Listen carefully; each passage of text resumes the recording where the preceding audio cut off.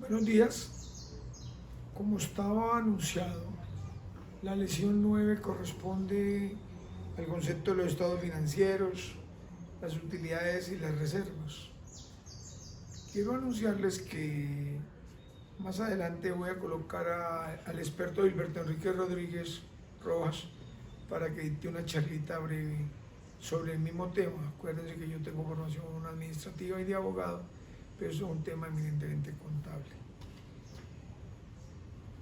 Primero hay que precisar para qué se tiene información económica de las organizaciones, de la sociedad o de cualquier entidad con o sin ánimo de lucro.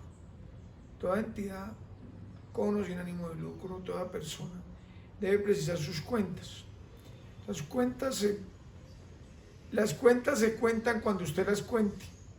Voy a traducirlo en lenguaje sencillo. Las cuentas usted las corta cuando quiera. Usted va a decir, voy a ver si tengo plata en el bolsillo, eso es un corte de cuentas. Si usted va a decir, ¿qué hice en estos 15 días económicamente? Eso es un corte de cuentas.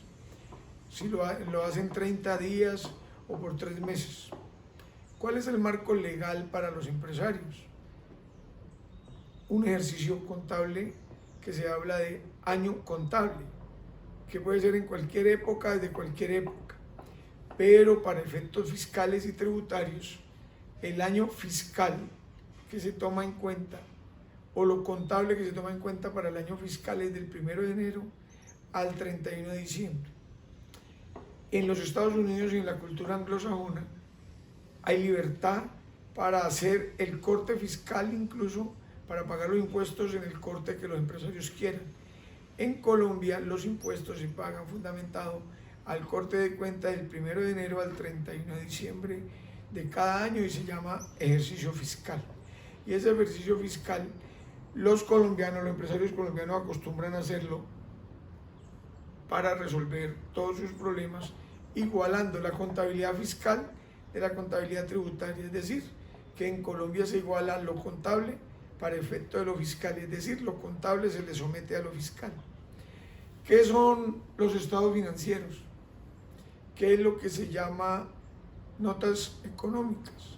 ¿Qué es lo que se llama notas contables en la legislación anterior?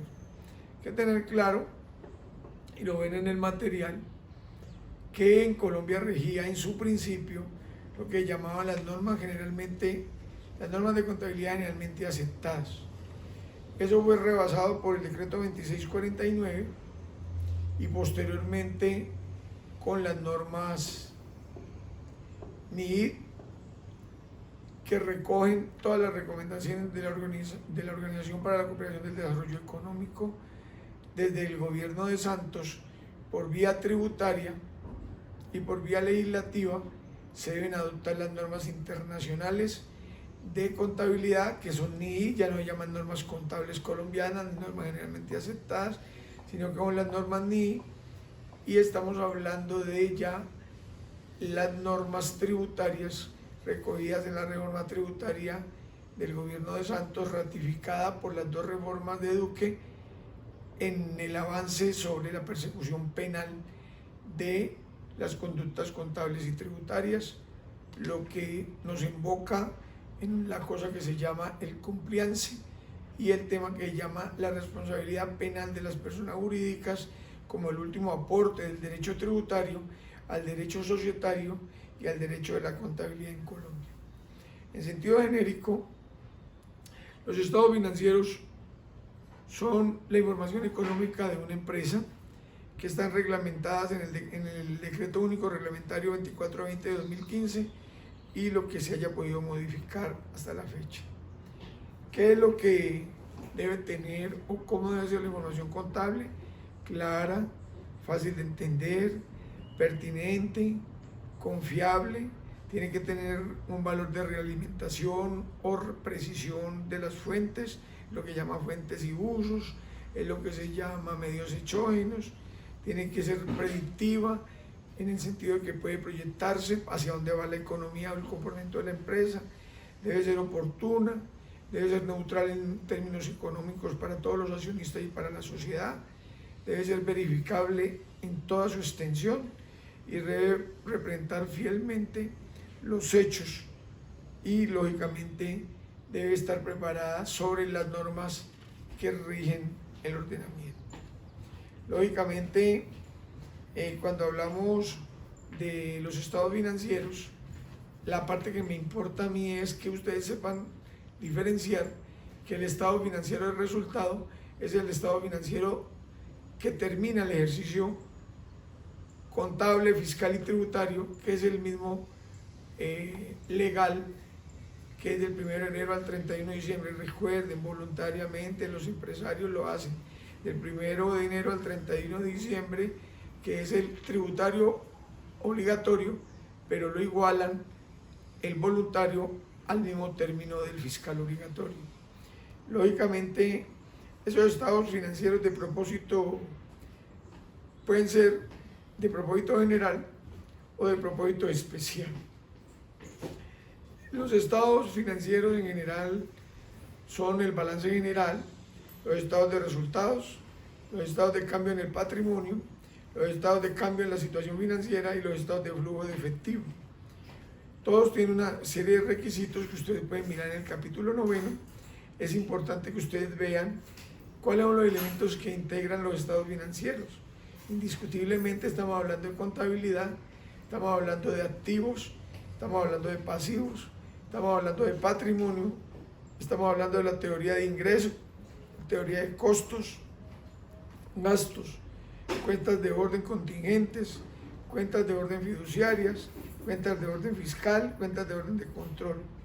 Y lógicamente estos estados financieros deben estar aprobados por la Asamblea General de Accionistas o la Junta de Socios, depende de la sociedad de la que se trate.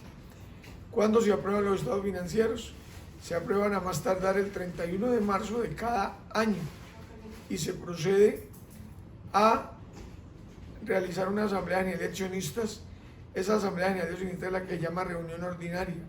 Los estados financieros ordinarios, los estados financieros se aprueban en reunión ordinaria, no pueden ser aprobados en reunión extraordinaria.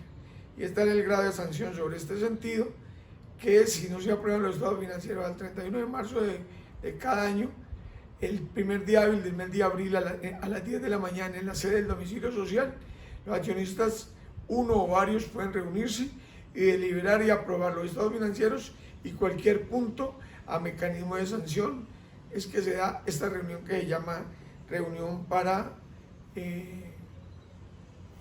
por derecho propio. ¿Cuáles son los pasos para llegar a la liquidación de utilidades? El ejercicio contable de un año, se presentan los estados financieros, lógicamente se perfilan los estados de resultado, se hace un proyecto de distribución de utilidades, se presenta a la aprobación de la Junta de Socios o a la Asamblea General de Accionistas y se procede inmediatamente a aprobar la forma como se van a pagar las utilidades. Pagados los pasivos, aclarando que el pasivo mayor y más importante es el pasivo laboral, pagados los pasivos fiscales, se queda en el esquema que se llama estados financieros ya líquidos, agotado lo laboral y lo tributario, y se procede a distribución de las utilidades, y después de las utilidades se procede a hacer la reserva legal, que la legal no puede exceder del 10% de las utilidades de cada ejercicio contable, y luego a voluntad se pueden establecer reservas estatutarias y ocasionales. La estatutaria es un margen adicional a la legal que puede ser pactada, por ejemplo, para reposición de maquinaria, y la ocasional, por ejemplo, se puede decir, a guisa de ejemplo, que en este ejercicio contable vamos a apoyar el problema de la pandemia, el problema de compra de vacunas, etcétera, etcétera. Esto en general es lo que rige la teoría de los estados financieros para efectos societarios. Gracias.